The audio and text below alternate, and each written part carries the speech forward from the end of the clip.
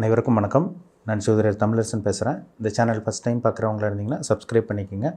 Bell பட்டனை click பண்ணிக்கோங்க. ஆளுங்கிற ஆப்ஷன் இருக்கும், அதையும் செலக்ட் பண்ணிக்கோங்க. அப்போ தான் நாங்கள் போடுற வீடியோஸ் எல்லாமே உங்களுக்கு நோட்டிஃபிகேஷன் வரும். இன்றைக்கி நம்ம இந்த வீடியோவில் பார்க்க போகிற தலைப்பு, நம்ம எதை பற்றி பார்க்க போகிறோம்னா நட்சத்திர பலன்கள் பற்றி பார்க்க போகிறோம். நட்சத்திர பலன்கள் வந்து பார்த்திங்கன்னா பார்க்க போகிறோம். அந்த வரிசையில் வந்து பார்த்திங்கன்னா மிருகசீரிஷ நட்சத்திரக்காரங்களோட வாழ்க்கை எப்படி இருக்கும், அதாவது மிருகசீரிஷ நட்சத்திரம் பற்றி பார்க்க போகிறோம்.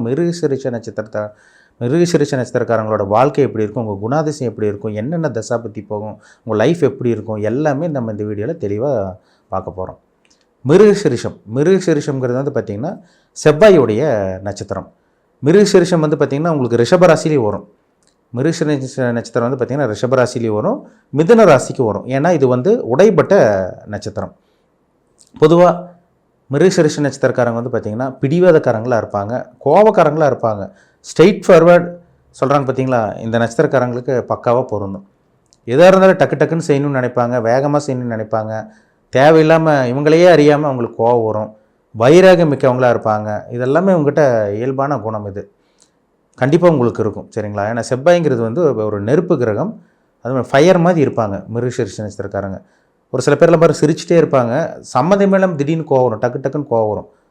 பார்த்திங்கன்னா இந்த மிருகசீரிஷ நட்சத்திரக்காரங்க தான் இந்த மாதிரி தான் இருப்பாங்க. அவங்க குணாதிசயமே அப்படி தான் அங்கே இருக்கும். ஆனால் நல்ல குணம் இருக்கும் அவங்ககிட்ட. ஏன்னா வந்து பார்த்திங்கன்னா அது ரிஷபராசியில் மிருகசீரிஷம் வரும், மிதுன ராசிலேயும் வரும். நல்ல குணம், நல்ல தலைமை பண்பு கொண்டவங்களாக இருப்பாங்க, அடுத்தவங்களை வழி நடத்துவாங்க. அதேமாதிரி பார்த்திங்கன்னா நிறைய நண்பர்கள் சேர்த்து வச்சுருப்பாங்க. குடும்பத்துக்காக போராடுறவங்களாம் பார்த்திங்கன்னா அந்த மிருகசீரிஷ நட்சத்திரக்காரங்களாக தான் இருப்பாங்க.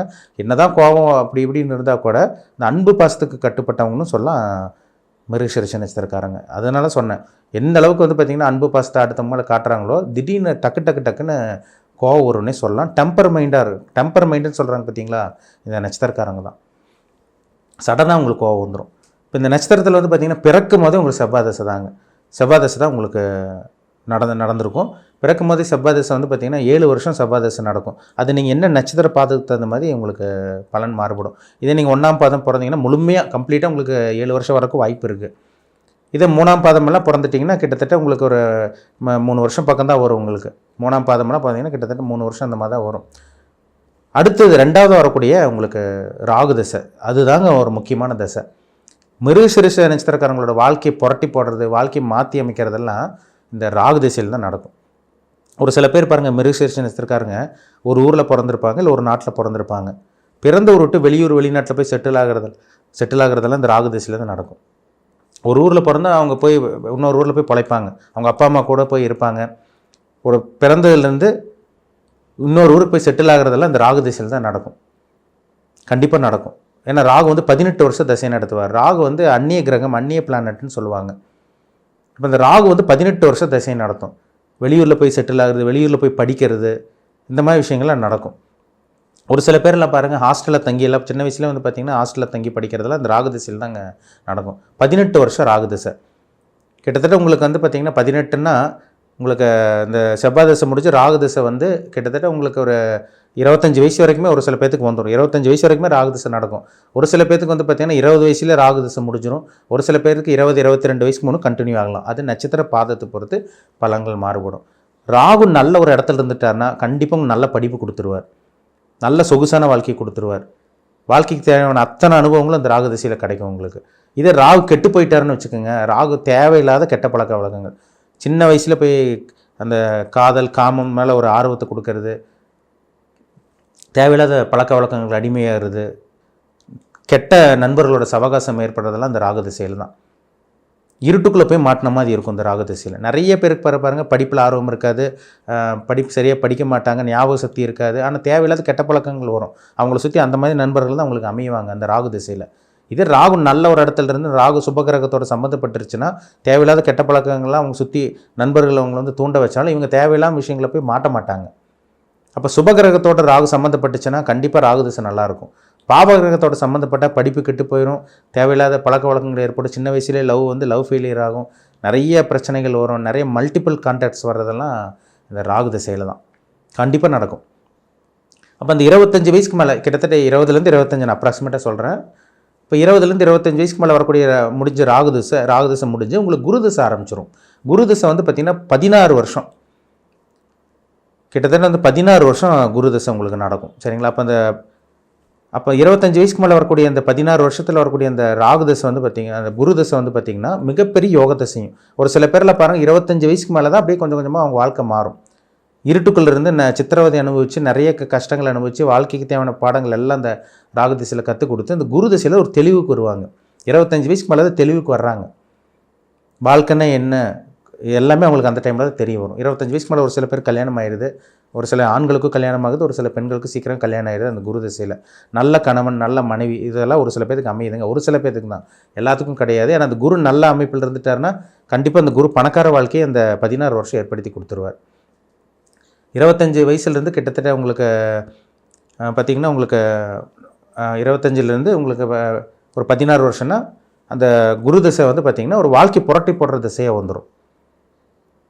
வாழ்க்கையை மாற்றி அமைக்கக்கூடிய திசையாக வரும் உங்களுக்கு. கிட்டத்தட்ட அந்த 40 வயசு வரைக்கும் சொல்லலாம். சரிங்களா? அப்போ அந்த 25லேருந்து 40 வயசுக்கு வரைக்கும் தான் ஒரு சில பேருக்கு நல்ல ஒரு வாழ்க்கை பார்க்குறீங்க, நல்ல ஒரு வாழ்க்கையை வாழ்கிறீங்க. அந்த 25 வயசுக்கு முன்னாடி வந்து பார்த்திங்கன்னா பெரிய மாற்றம் உங்கள் வாழ்க்கையில் நடக்கிறது கிடையாது. ஒரு சில பேர் 40 வயசுக்கு மேலே தான் சனி திசை தான் வாழ்க்கையை அமைச்சு கொடுக்குது. சார் நான் பிறந்ததுலேருந்து கஷ்டப்படுறேன், எங்கள் அப்பா அம்மாவுக்கு வளர்ச்சி இல்லை, எனக்கு வளர்ச்சி இல்லை, 35-40 வயசுக்கு மேலே தான் எங்கள் வாழ்க்கை மாறுதுன்னு சொல்கிறவங்கள பாருங்கள். அந்த சனி திசை தான், அந்த சனி திசை அந்த 19 வருஷம் நடக்கக்கூடிய இந்த சனி திசையை தான் அவங்க வாழ்க்கையை மாற்றி அமைக்குது. சனி வந்து சிம்ம லக்னத்துக்கும் கடக லக்னத்துக்கும் நல்லது பண்ணாது. இதை மகர கும்ப லக்னம், ரிஷப லக்னம், மிதுன லக்னம், கன்னி லக்னம், துலாம் லக்னத்துக்கெல்லாம் பரிபூர்ண ராஜயோக அதிபதியாக சனி வரனால அந்த லக்னக்காரங்களுக்கு தான் சனி திசை பக்காவாக வேலை செய்யும். ஒரு சில பேரில் பாருங்கள் 36-40 வயசுக்கு மேலே தான் அங்கே டெவலப் ஆகுறாங்க. அதுக்கு என்ன காரணம்னா அவங்களுக்கு வரக்கூடிய இந்த சனி தசை தான். அந்த தசை வரணும், அந்த நேரம் வரணும், அந்த நேரம் வந்தால் தான் சாதிக்க முடியும். நம்ம என்ன தான் நம்ம வந்து பார்த்திங்கன்னா திறமை இருந்தோம், அறிவு இருந்தோம், டேலண்ட் இருந்தோம், நம்ம என்ன தான் முயற்சி பண்ணாலும் ஒற்றை மண்ணு தான் ஒட்டுன்னு சொல்லுவாங்க பார்த்தீங்களா? அதே தான். என்ன திறமை வச்சுருந்தாலும் நேரம் வந்துட்டால் ஆட்டோமேட்டிக்காக நம்மளை தூக்கி விட்டுரும். ஒரு சில பேரில் பாருங்கள் நேரம் நல்லா இருக்காது, அவங்களுக்கு எவ்வளோ முயற்சி பண்ணுவாங்க டெவலப் ஆக முடியாது. ஒரு சில பேருக்கு நேரம் நல்லாயிருக்கும், ஆனால் திறமை இருக்காது, அறிவு இருக்காது, ஆனால் வளர்ந்துட்டு போயிட்டே இருப்பாங்க. நிறைய பேர் அவங்களால பார்க்க முடியும். இதெல்லாமே அவங்களுக்கு நேரம் நல்லா இருக்கிறனால ஜெயிச்சிட்றாங்க. அப்போ நம்மளுக்கு திறமை அறிவெல்லாம் இருக்கிறதெல்லாம் அடுத்த பட்சம் தான். நம்மளுக்கு வந்து பார்த்திங்கன்னா நேரம் நல்லா இருக்கா, இது இந்த தசாபுத்தி பொறுத்து தான். இந்த ராகு திசை, குரு திசை, சனி திசை, அடுத்து உங்களுக்கு புதன் திசையெல்லாம் உங்களுக்கு வந்துடும். புதன் திசையெல்லாம் வரும்போது உங்களுக்கு கொஞ்சம் ஏஜ் ஆயிரும். நடுத்தர வயதுக்கு மேலே 50 வயசுக்கு மேலெலாம் தாண்டி 55க்கு மேலே தாண்டிடுவீங்க. அப்போ இந்த தசைகள் இந்த பெரிய பெரிய மகாதசைன்னு சொல்லுவாங்க. இந்த தசாபுத்தி உங்கள் ஜாதகத்தில், இந்த கிரகம் உங்கள் ஜாதகத்தில் நல்லா இருந்து மட்டும்தான் நீங்கள் 16 வருஷம் நல்லா இருப்பீங்களா, 20 வருஷம் நல்லா இருப்பீங்களா, இல்லை 40 வயசுக்கு மேலே நல்லா இருப்பீங்களா, இல்லை 50 வயசுக்கு மேலே தான் ஒரு சில பேருக்கு வாழ்க்கையை அமையுது. அப்போ இதெல்லாமே ஜனன ஜாதகத்தில் பொறுத்து, தசாபுத்தி பொறுத்து தான் பலன்கள் கண்டிப்பாக மாறுபடும். அப்போ உங்கள் பிறப்பு ஜாதகத்தை பாருங்கள், என்ன தசாபுத்தி போகுதுன்னு பாருங்கள், உங்கள் வயசு என்னன்னு பாருங்கள், நீங்கள் என்ன நட்சத்திர பாதத்தில் பிறந்திருக்கீங்க, மிருகசீரிஷம் 1ஆம் பாதமா, 2ஆம் பாதமா, 3ஆம் பாதமா, 4ஆம் பாதமா. ஏன்னா இங்கே உடைப்பட்ட நட்சத்திரங்கிறதுனால நீங்கள் ரிஷப ராசியில் வருவீங்க, மிதுன ராசிக்கும் வந்துடுவீங்க. அப்போது உங்கள் ஏஜ் ரொம்ப முக்கியம், உங்கள் நட்சத்திர பாதம் ரொம்ப முக்கியம். இப்போ நடந்துகிட்டு இருக்க தசாபுத்தி ரொம்ப ரொம்ப ரொம்ப முக்கியம். சரிங்களா? நடக்கக்கூடிய தசாபுத்தி தான் ஒரு தனி மனிதனுடைய வாழ்க்கையை ஆட்டி படைக்கும். ஒரு தனி மனுஷன் ஆட்டி படைக்கிறதே நவகிரகங்கள் தான், அங்கே தசாபுத்தி தாங்க. அதை மீறி ஒன்றும் பண்ண முடியாது. நீங்கள் என்ன தான் கோச்சார பலன் பார்த்தாலும், ராசி பலன் பார்த்தாலும், இதை மீறி கண்டிப்பாக உங்களுக்கு அந்த கிரகங்கள் வேலை செய்யாது. அதுதான் உண்மை. சரிங்களா? ராசி பலன்கிறது 15லேருந்து 20% தான் பேசும். நடக்கக்கூடிய தசாபுத்தி, உங்கள் ஜனன ஜாதகத்தில் நடக்கக்கூடிய தசாபுத்தி தான் 80 to 85%, 80லேருந்து 85% பேசுங்கிறத மறந்துடாதீங்க. அதுதாங்க ரொம்ப முக்கியம். உங்கள் பிறப்பு ஜாதகத்தை பாருங்கள், நீங்கள் என்ன வயசில் இருக்கீங்க, உங்களுக்கு என்ன தசாபுத்தி போகுது, இப்போ உங்களுக்கு என்ன நடந்துகிட்ருக்கு, கெட்ட நேரமாக போயிட்டுருக்கா, எப்போ நல்ல நேரம் ஆரம்பிக்கும், இல்லை நல்ல நேரம் போயிட்டுருக்கா, இல்லை கெட்ட நேரம் எப்போ ஆரம்பிக்கும், அந்த டைமில் நீங்கள் என்ன விஷயத்தில் கவனமாக இருக்கணும், இதெல்லாமே உங்கள் பிறப்பு ஜாதகத்தை பார்த்தா தான் நம்ம 100% துல்லியமாக சொல்ல முடியும். சரிங்களா? மீண்டும் அடுத்த பதிவில் சந்திக்கும் வரை உங்களிடமிருந்து விடைபெறுவது உங்கள் ஜோதிடர் தமிழரசன். இந்த சேனல் பிடிச்சிருந்தா உங்கள் நண்பர் உறவினருக்கும் ஷேர் பண்ணுங்கள், லைக் பண்ணுங்கள், சப்ஸ்கிரைப் பண்ணுங்கள், பெல் பட்டனை கிளிக் பண்ணிக்கோங்க, ஆளுங்கிற ஆப்ஷன் இருக்கும், அதையும் செலக்ட் பண்ணிக்கோங்க. அப்போ தான் நாங்கள் போடுற பதிவுகள் எல்லாமே உங்களை வந்து சேரும். நன்றி, வணக்கம்.